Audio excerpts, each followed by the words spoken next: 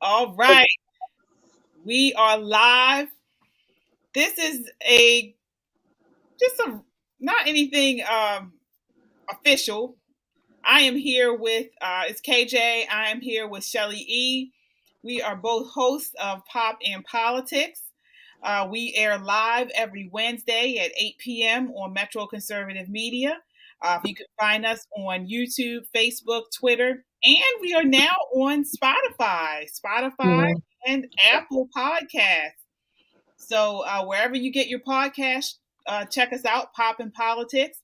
But tonight we are responding to breaking news. So Marilyn Mosby, State's Attorney Marilyn Mosby, was on uh, Joy Reid's The Readout, and us being Baltimoreans want to respond to her on there, respond to her appearance on there. She was talking about, of course, the recent indictment of her case. She was in court recently this week, right, Shelly? Yep. Yes.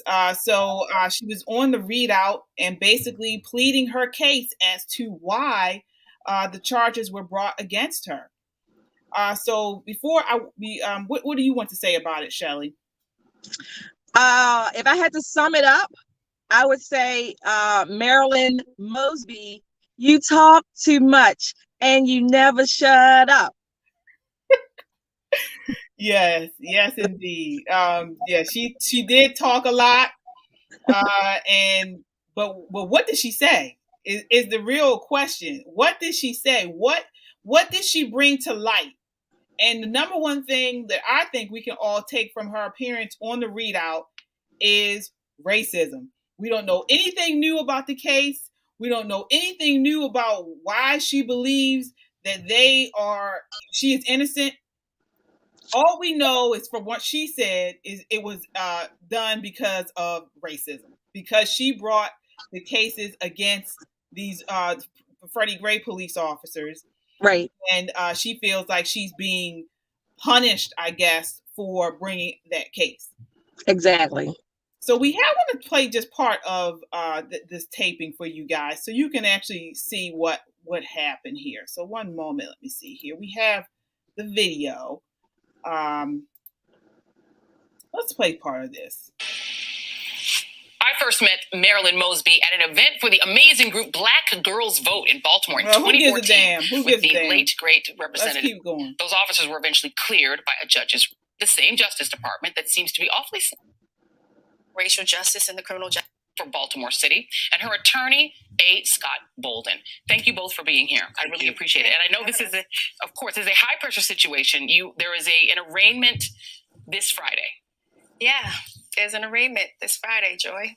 And I mean, for you, it doesn't feel good. Yeah. I mean, to be honest with you, as I expected as a state's attorney that, fighting for racial justice in the criminal justice system, fighting to end mass incarceration in a state where you have the largest sort of incarceration of Black people in the entire nation. So let's talk about that. She said this, but let's take it into consideration. First of all, the Baltimore City is a city filled with nothing but Black people. Right. Okay. And we have a high crime rate. So who are they going to be locking up? Right.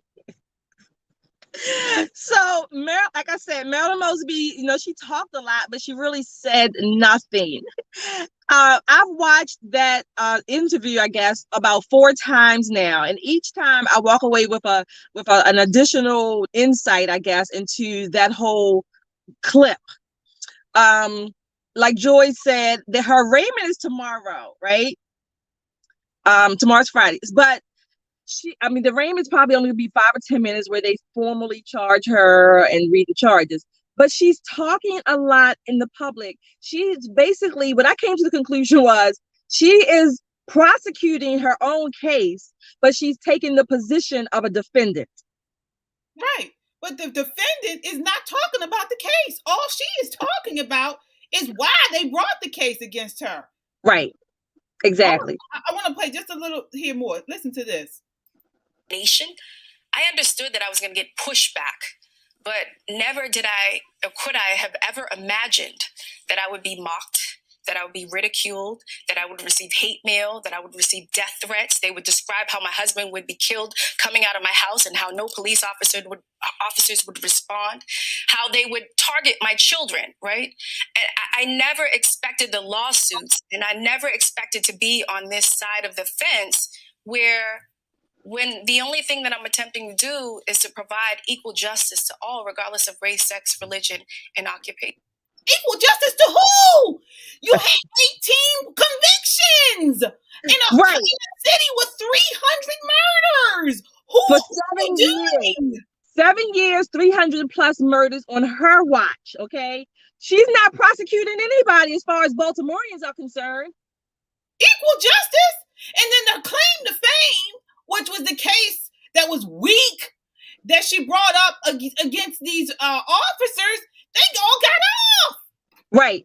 And not only that, Joy Reid really either lied. I think she lied on purpose. I think she said it for political points, but she said in her opening statement that for the police killings, not one of those police was charged with were convicted of killing anybody. Number one, 3 of them were acquitted, and then Marilyn Mosby dropped the case for the other 3. So again, and this was the question, and she mentions this, that the Republican governor who's against her and these Republicans, which is no Republicans with any type of power in Baltimore City, but that's a whole other issue. But this is what we're talking about. The governor asked her to give her information as far as the courts, the cases that she has pled out.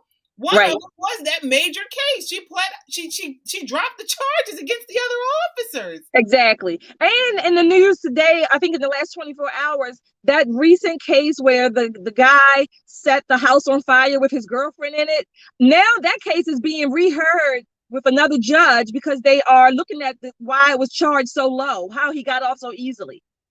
This is under Marilyn Mosby's watch, under her office's watch. Exactly.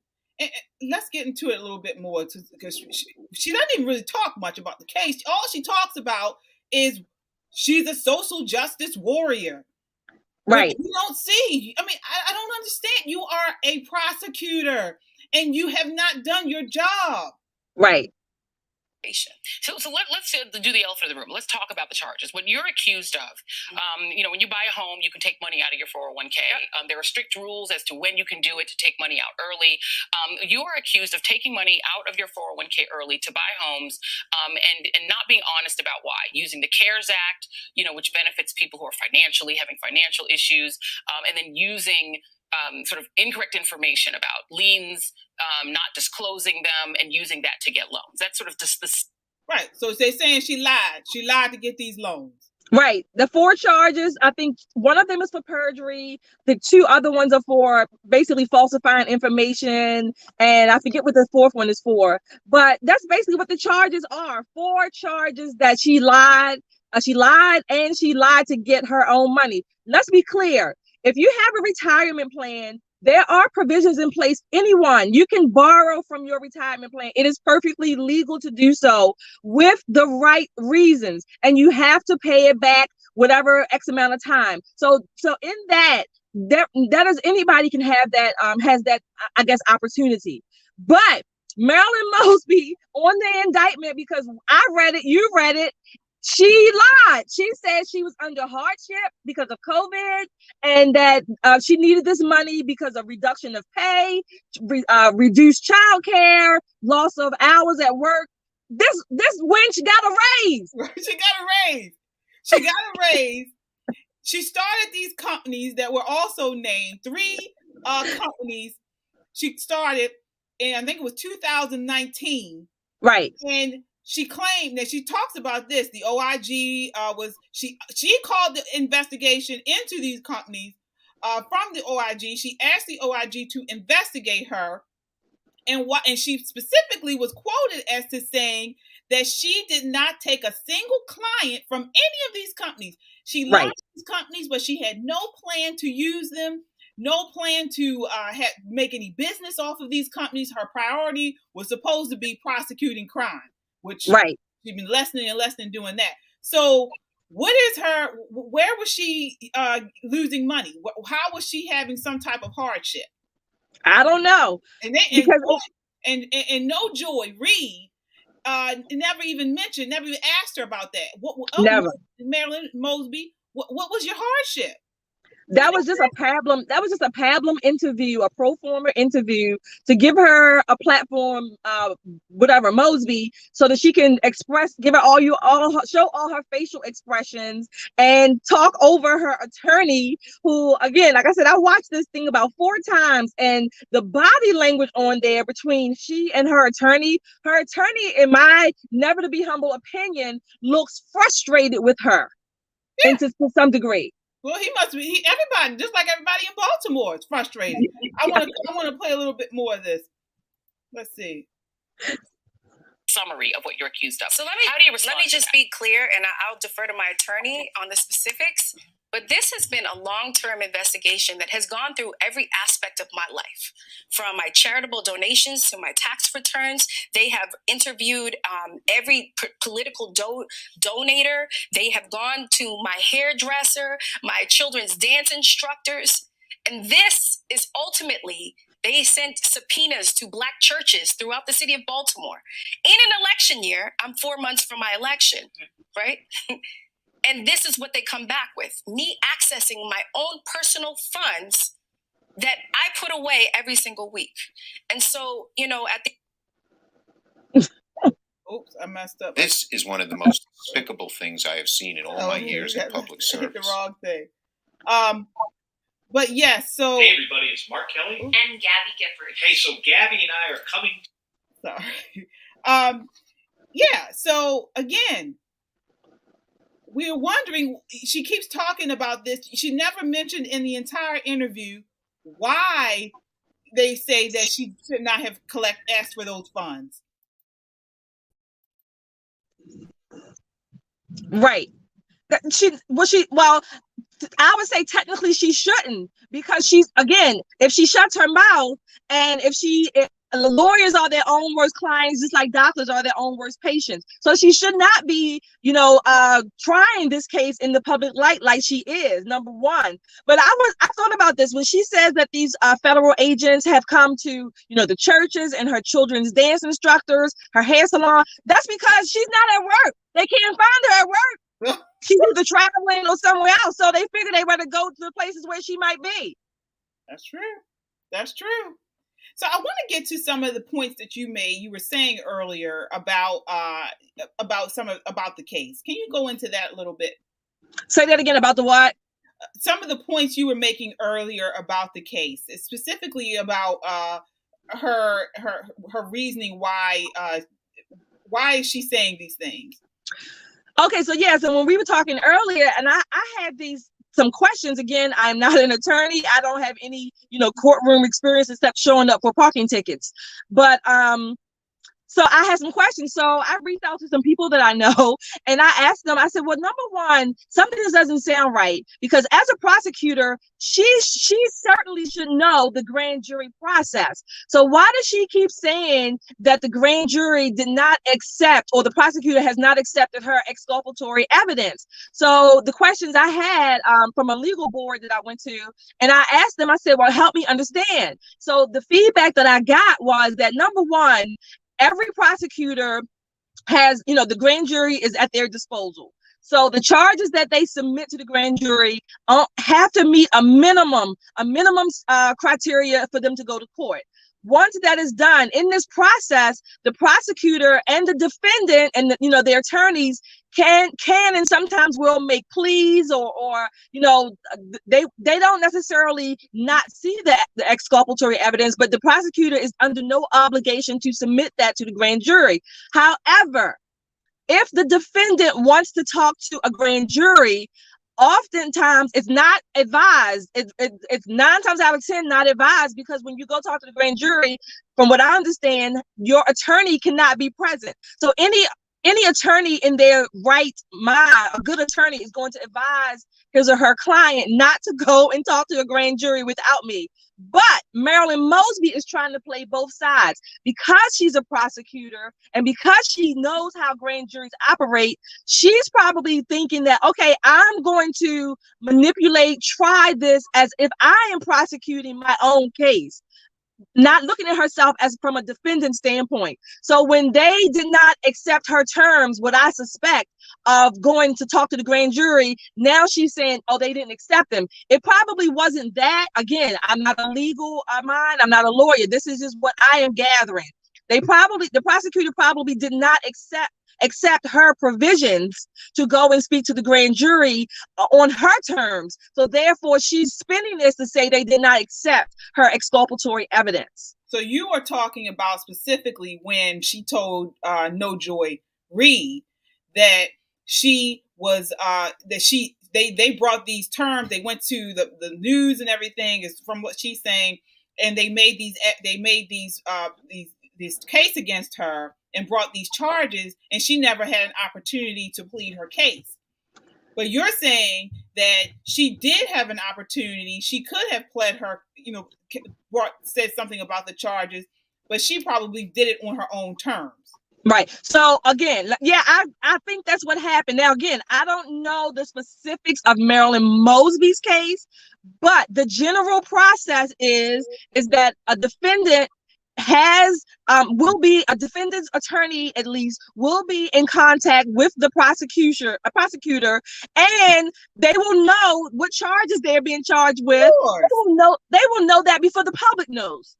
Right, of course. So she's one of Marilyn Mosby's the many interviews or public PR sessions that she's doing, she and or her attorney mentioned that they had met with the prosecutor a few days before it was made public. Right. Of course she spoke with them. Of course she was able to provide her evidence or some type of excuse why she did not do this. Let's talk about the charges, because she keeps talking, that's one thing that, people are saying in the public, oh, they're getting her on these little trumped up charges because that's not, this is what they could get her down, get her for these small charges. Right. Well, talk about that a little bit. You were saying earlier. So I had thought since I read the indictment, I just had this, I don't know, instinctual, this gut feeling that these charges do seem small. Like, why would they get her on these charges? It just seemed like that. It just seemed, again, something just didn't seem right with me. So again, I reached out to this legal board that I have. I reached out to ask some questions. So the feedback again to me was that, so a lot of times prosecutors, again, they will submit the charges that they have at least a minimal amount of evidence to try, right? So and they only need that minimal to get a grand jury. Exactly. So the grand jury say, yes, this criteria meets this charge, and it can go to trial. Okay. Mm-hmm. So, but in talking to the people on this legal board, they were saying a lot of times prosecutors will use that as leverage because they probably have more charges. And so they want to, I guess I would say, for lack of a better, my understanding, make a deal, make a plea. Let's not take this any further than it has to go. These are charges and we can prove these. So you can be prosecuted even on these seemingly small charges. Right. So basically it's a risk or gamble. Yes. So they present this to her and say, Marilyn Mosby, these are the charges that we have to the grand jury. We were able to get this, indictment. We do have more. We're willing to offer you a plea deal. Possibly, yes. Possibly. And, so, and this is something how they generally work. Yeah. And so she say, well, no, I'll only do it because this or this, and no deal. And so now it goes to court. But there may be, and it's a high probability that there are more charges. I think so. And, typically in criminal charges, criminal proceedings, again, I'm not a lawyer. I'm going to keep saying this. And because I may be making a mistake, or I may not be understanding it as thoroughly, as a lawyer would, of course. But there's this provision called an Alford plea. And we see it to a degree in civil cases. Civil cases, a lot of times you'll see these big corporations settle outside of court, and they have this provision that says, well, it's not an admission of guilt. So an Alford plea works a little bit like that, I think, to some degree on the criminal side. So let's just say if a defendant takes a plea before going to court, they can get a better deal to their standards or whatever, to their liking. Right. Yeah. So there's so many layers to this. There's so many layers. But the bottom line is, one, while this is going on, she certainly shouldn't still continue as state's attorney. She really needs to step down. Well, but you can tell by just her on this program, she's all about the campaign. She's all about the campaign. She mentioned that multiple times. She has this campaign in a couple months, and she believes her opponent is behind these the motivation for these charges. Mm-hmm. Now, she never, and she always puts in there, talks about racism. Her opponent is Black, right? So we know this in Baltimore City, or at least I hope you guys know. Her opponent is Black. Right. So how this could be any type of racial motivation? Maybe she's talking about colorism because she's high yellow. Maybe, I don't know. And I think her opponent is Black, the Black guy, Ivan Bates, right? And then there is Roya Hanna. Right. I think she's another opponent. So a female, or we want to call a person of color, female. So all her opponents are people of color, as they say. Sure. But I want to add this about the campaign. In watching that Joy Reid interview, I noticed that every time she talks about the campaign a lot, that this is about her election, they're coming after her, basically interfering with her election. Not once did Marilyn Mosby mention the trust, the transparency, the accountability, and the concern of the people of Baltimore. Everything she said was about my election, my campaign, as if she already has it in the bag that she's going to win. Well, that's the thing. We all know most of these Democratic politicians in Baltimore City believe they have it in the bag. Yes. They believe it. You know why? Because they push this racism thing. Yes. And you know that Black people in Baltimore get riled up. As soon as you hear somebody saying, "Oh, they're coming after me because they're racist," and they're coming after me because I took these Freddie Gray officers to court, and she dropped charges against them because she knew she had a trumped up case. Whether you agree with whether you have an issue with what happened to Freddie Gray or not, legal standards. She did not have a case, and she knew it because she dropped some of the charges. Right. She dropped 3 that she's bringing forth. Exactly. She dropped 3 of the cases, and but the people of Baltimore. Let's just say, for argument's sake, that she's innocent. Of course, she's presumed innocent. Let's say she's innocent. She really is innocent or whatever. But even in her interviews and her press conferences, I have yet to hear her say, even to the people of Baltimore, "I am sorry that you had to go through this. Whatever. Please forgive all of this publicity." Not once. It's all directed towards her and her election, and people are interfering with her campaign. And she loves it. Yes, and she loves it because she gets another minute, another hour, another day where she can cry racism, where she can cry racial equality and all this type of stuff as the reason. And then again, she uses this to get people riled up. But guess what? There is very small chance most of the time when the federal government brings charges, they generally have an ironclad case. So whether she wants to say these are trumped up or not, she has not once brought about any reasoning why she is not guilty. Now, again, like I said, innocent before Right. proven, and she's innocent before proven guilty, but she hasn't said anything about it. I mean, we Right. all know this was all documented every step of the way. She has been Right. crying over the last several years about these companies that she had no intention of making any money with them. Exactly. And you're right, KJ. Go ahead. Most prosecutors will charge more, I guess, have more charges, but they, generally speaking, they will put charges on the books that they know that they can prove. Yeah, you broke up there a little bit. Can you repeat that? Yeah, I said most prosecutors, they may overcharge sometimes, but they will generally put at least one, or depending on how many charges there are, at least one of those charges, 9 times out of 10, they know they can prove. Yeah.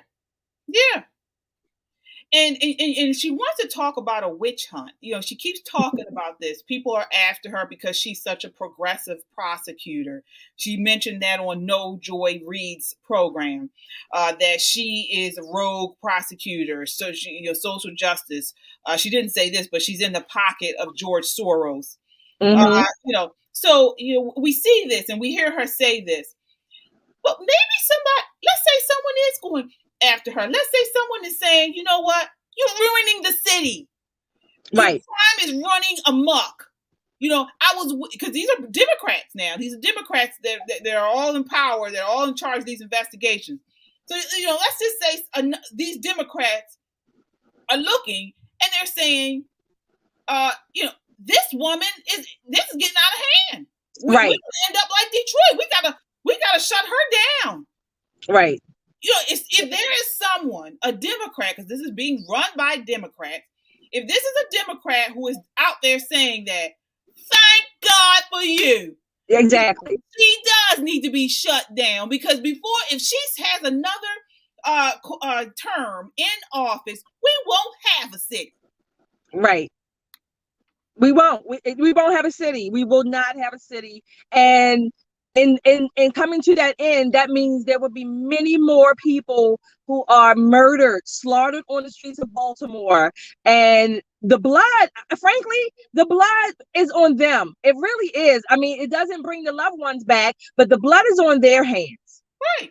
And anytime you say something about this stuff, if you critique it, if you talk about factual things that are happening, you have leadership in Baltimore, including Mayor Scott, who came out this week, and they call you racist.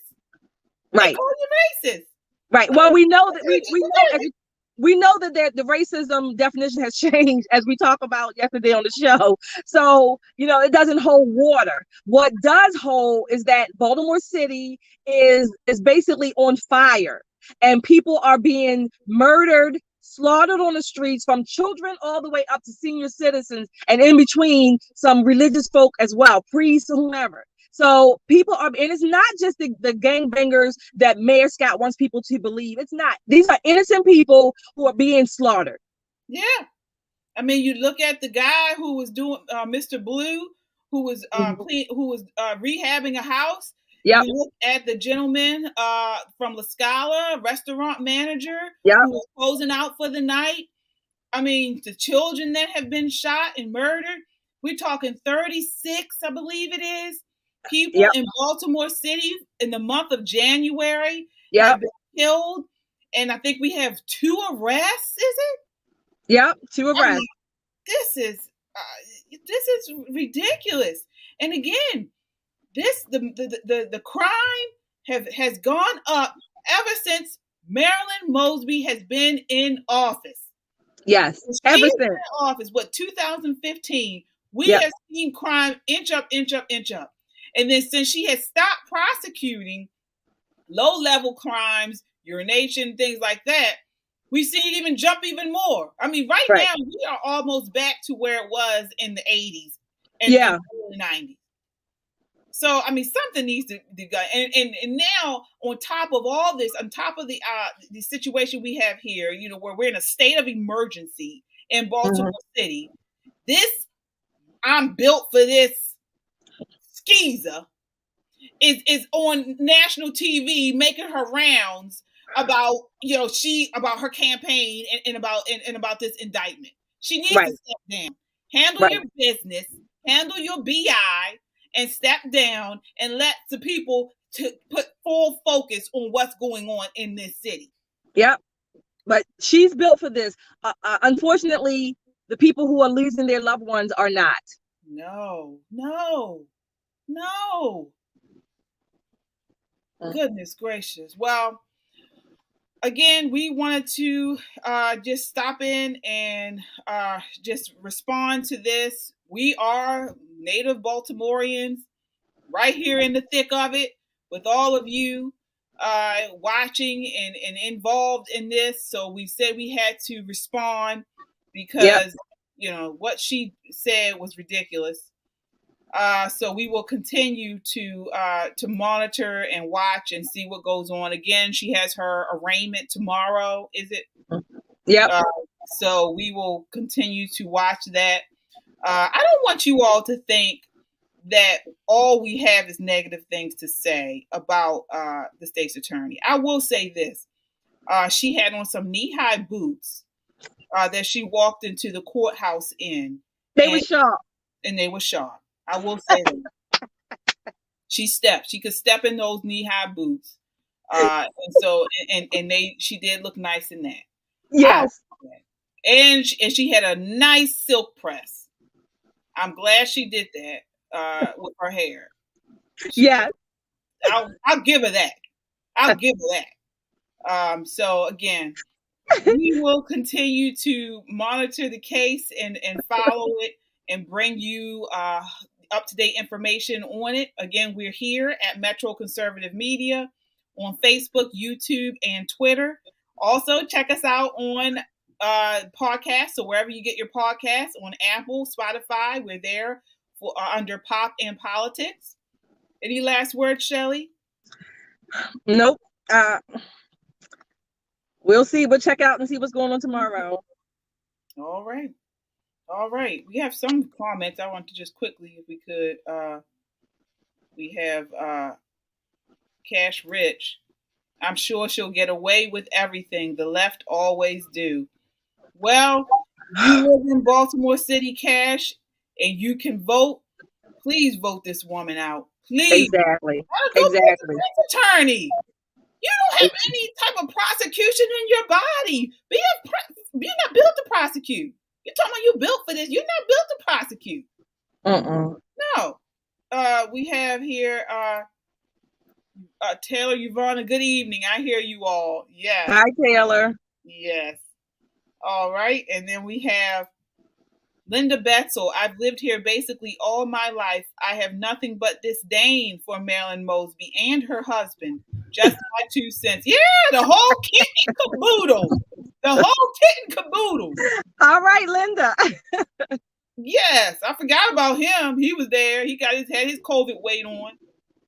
All right. All right. So we'll stop there because I'm getting messy. So again, thank you so much for watching with us. Have a wonderful night. Bye, everybody. Thanks.